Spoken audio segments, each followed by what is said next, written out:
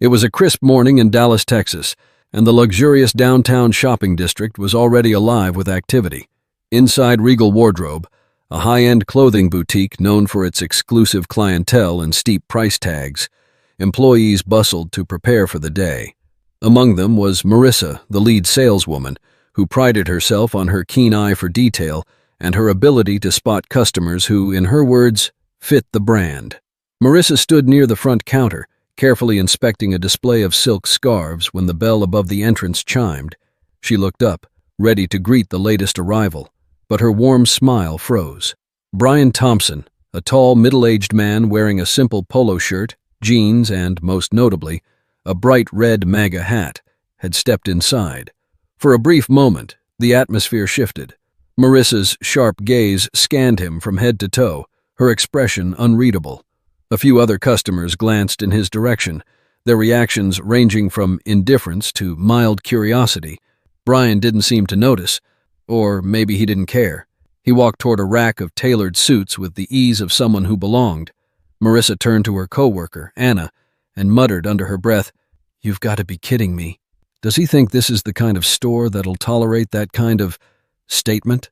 Anna hesitated, her eyes darting nervously between Brian and Marissa, but said nothing. Straightening her blazer, Marissa decided to handle the situation herself. After all, she thought, it was her responsibility to maintain the boutique's reputation. With quick strides, she approached Brian, her heels clicking against the polished marble floor. "Excuse me, sir," she began, her voice polite but firm. "I'm not sure you're aware, but we have a dress code here. We encourage attire that aligns with the elegance of our brand, and your hat doesn't quite meet those standards." Brian looked up from the navy blazer he was inspecting, his expression calm. "Oh, I see," he said, his voice steady. "I wasn't aware there was a dress code for hats. I'm just here to look around. I won't be long." Marissa crossed her arms, her tone growing colder. "It's not just about hats, sir. We aim to create an environment where all of our customers feel comfortable, and, well, your choice of headwear might make others uncomfortable." Brian paused, holding her gaze. "I didn't realize my hat could cause so much trouble in a place like this. But I'm just browsing. Unless that's a problem too." Marissa felt her patience thinning. To her, his calm demeanor came off as smugness. "Sir, I think it would be best if you found another store, perhaps one more suitable for your style." At this, a few customers turned their attention to the conversation, some watching with mild interest, others awkwardly pretending not to notice. Brian glanced around as if weighing his options, then offered a polite smile. "All right," he said simply, and began heading for the door. Marissa exhaled, satisfied that she had resolved the situation, but as Brian exited, something about his quiet composure unsettled her. She shook it off, her focus shifting back to the store. It wasn't her job to question every customer's background, she reasoned. Her job was to protect the boutique's image. But little did Marissa know her decision to kick Brian out would come back to haunt her in ways she could never have imagined. The air in Regal Wardrobe seemed to settle after Brian left, or so Marissa thought. She returned to arranging a rack of cocktail dresses, feeling a small sense of triumph. To her, she had upheld the store's exclusivity and made a clear statement about what the boutique represented. But as the minutes ticked by, the faint buzz of murmurs from nearby customers lingered. Near the counter, Anna, the younger sales associate, shuffled nervously. She had seen Marissa confront customers before, but something about this situation didn't sit right with her. She couldn't shake the nagging feeling that Brian looked familiar. Flipping through her mental catalog of faces and names, she suddenly remembered a staff meeting just a week earlier. The boutique's owner, a corporate tycoon, had announced a new partnership with a major investor, someone who had recently purchased several stores in the chain. That man, she realized, had been Brian. Anna's heart dropped. She debated whether to speak up, but hesitated, unsure how Marissa would react. Marissa had always been intimidating, quick to dismiss concerns as overthinking. Meanwhile, Brian walked down the street, his hands in his pockets, his expression unreadable. It wasn't the first time someone had judged him for his hat, but this encounter felt different. He wasn't angry. He rarely let himself get rattled by such things. Instead, he was curious. How often, he wondered, Did this boutique treat customers based on appearances? As someone who valued professionalism above all else, Brian saw this as an opportunity to assess his new investment more closely. Back in the store, the doorbell chimed again. Marissa turned, expecting another customer, but instead, she saw Jennifer, the store manager, walking in with her usual brisk energy. Jennifer had been out for most of the morning, attending a corporate meeting about upcoming changes. "Busy day?" Jennifer asked, scanning the store with a practiced eye. Marissa shrugged. "Just the usual crowd, although we did have an interesting visitor earlier." Jennifer raised an eyebrow. "Interesting how?" "A guy came in wearing one of those MAGA hats," Marissa said, her voice dripping with disdain. "I had to ask him to leave. We don't need that kind of energy here." Jennifer froze mid-step. "You did what?" she asked, her tone sharp. "I asked him to leave," Marissa repeated, defensive now. "I was protecting the store's image." Jennifer's face turned pale. "Marissa, please tell me you didn't kick out a tall man, late 40s, dark hair, wearing a red hat." Marissa frowned, suddenly feeling uneasy. "Yeah. Why?" Jennifer grabbed her phone, frantically scrolling through her email. She pulled up a message and turned the screen toward Marissa. There, in bold letters, was a corporate announcement about Brian Thompson, the new owner of Regal Wardrobe. "Are you telling me you just kicked out the man who owns this store?" Jennifer's voice wavered between disbelief and panic. Marissa's face drained of color. "No. No way. That can't be him. He didn't say anything about being the owner." "Why would he?" Jennifer snapped. "He's known for visiting his stores unannounced. It's how he evaluates customer service. And now he knows exactly what kind of service we offer here." Marissa's heart began to pound. "I didn't know. He didn't look like—" "Like what?" Jennifer interrupted. "Like someone who could own this place? Marissa, what were you thinking?" The weight of her mistake hit Marissa like a freight train. She glanced around the boutique, her confidence crumbling. The customers who had been browsing now felt like silent witnesses to her humiliation.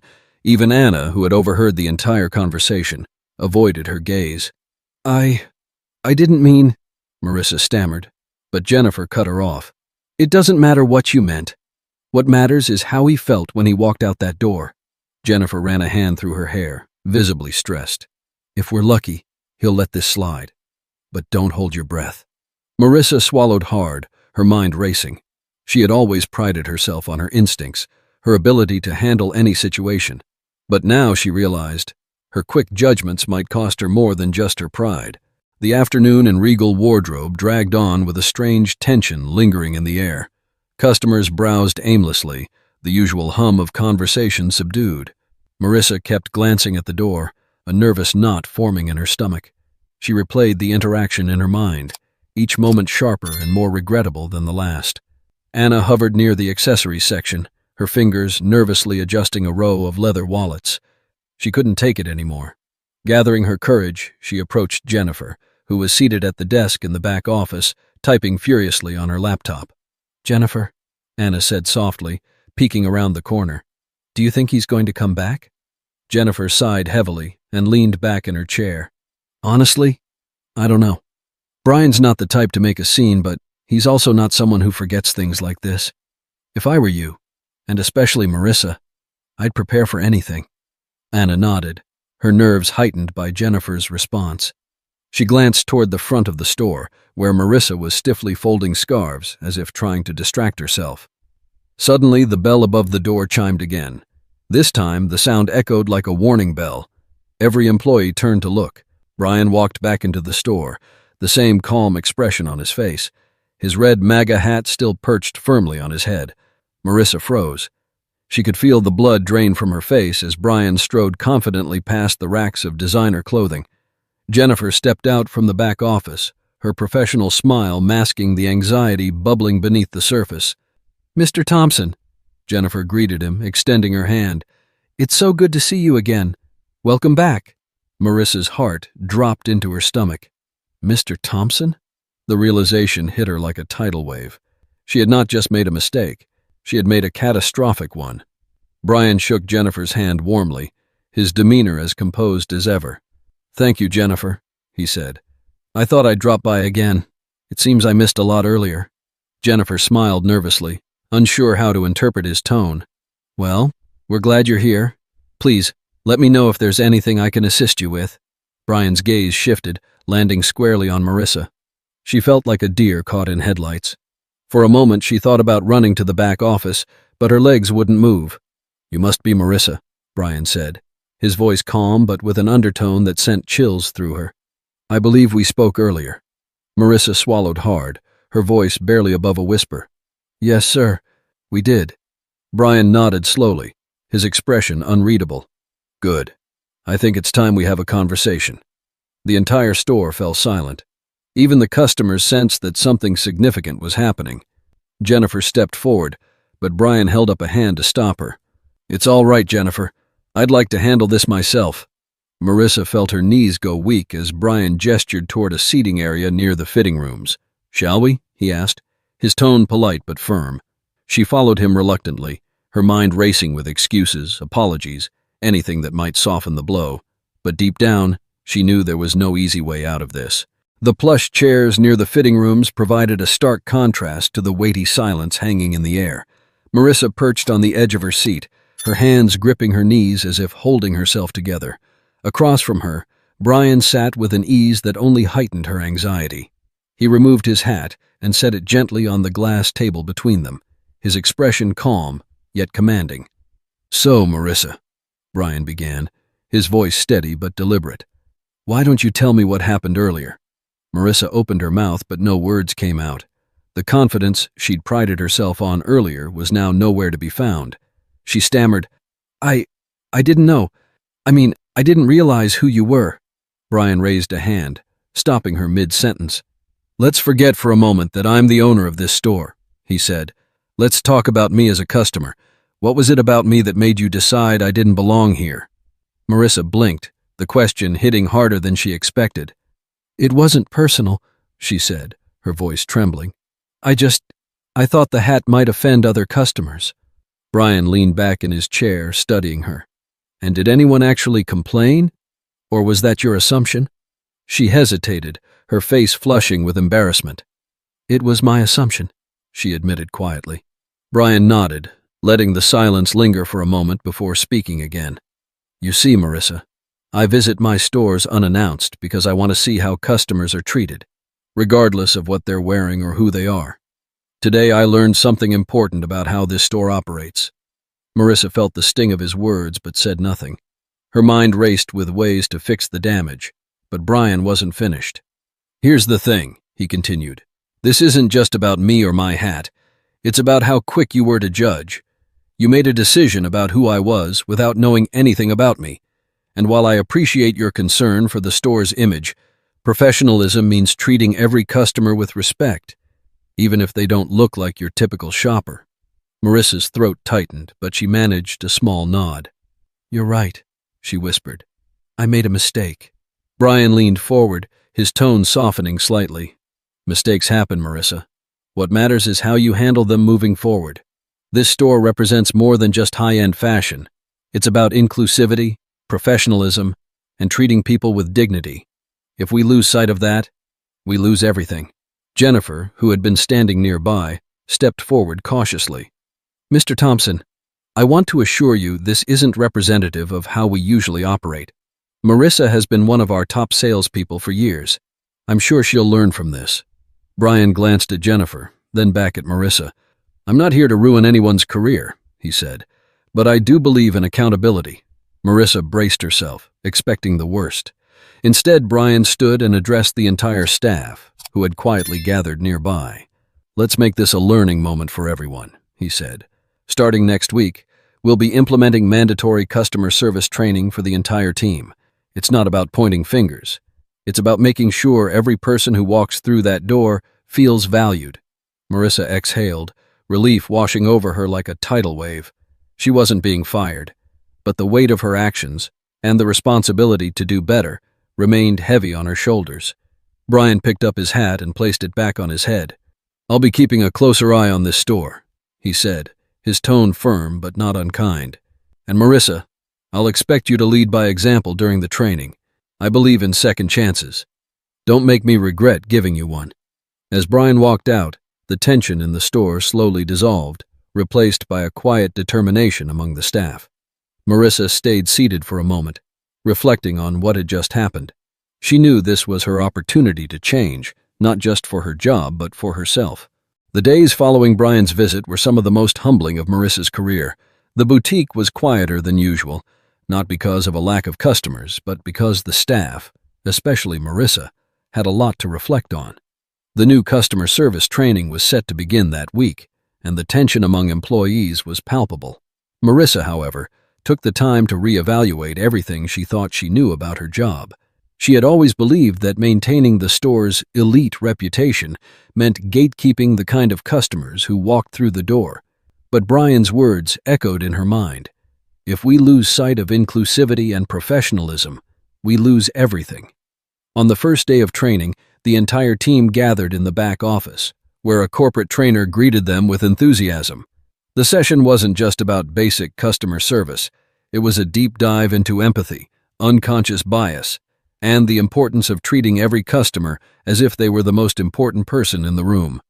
Marissa listened intently, taking notes, asking questions, and participating in role-playing exercises. For the first time, she realized how much her own assumptions had clouded her judgment. The idea that her actions could make or break someone's experience began to resonate deeply. A few weeks later, the boutique was thriving again. Customers came and went, many of them new faces, but Marissa approached each one with a fresh perspective. Whether they were dressed in designer clothing or casual attire, she greeted everyone warmly and offered assistance without judgment. One afternoon, as she was folding a display of scarves, the doorbell chimed. Marissa looked up and saw Brian walk in, his hat absent this time, but his presence just as commanding. Her heart skipped a beat, but this time it wasn't fear. It was determination. "Good afternoon, Mr. Thompson," she said, her voice steady and genuine. "It's nice to see you again. How can I assist you today?" Brian smiled, a subtle but approving expression. "I'm just here to see how things are going," he said, glancing around the store. "It's looking good, very welcoming." "Thank you," Marissa replied, feeling a sense of pride she hadn't felt in weeks. "We've been working hard to make sure every customer has a great experience." Brian nodded, his eyes scanning the room before landing back on her. "I can tell. And Marissa, I want you to know, I respect the way you've handled this. It takes a lot to face a mistake and grow from it." Her face softened, and she gave a small, grateful smile. "Thank you, sir. I won't forget this opportunity." As Brian turned to leave, he paused near the door and looked back at her. "Remember," he said, "sometimes the people you least expect can teach you the most important lessons." When the door closed behind him, Marissa stood there for a moment, letting his words sink in. She realized that her growth wasn't just about becoming a better employee, it was about becoming a better person. From that day forward, the story of what happened in the boutique became a quiet legend among the staff. It wasn't just a cautionary tale about making snap judgments, it was a reminder of humility, second chances, and the power of treating everyone with dignity. And for Marissa, it marked the start of a new chapter, one where professionalism and empathy weren't just part of the job, they were part of who she was.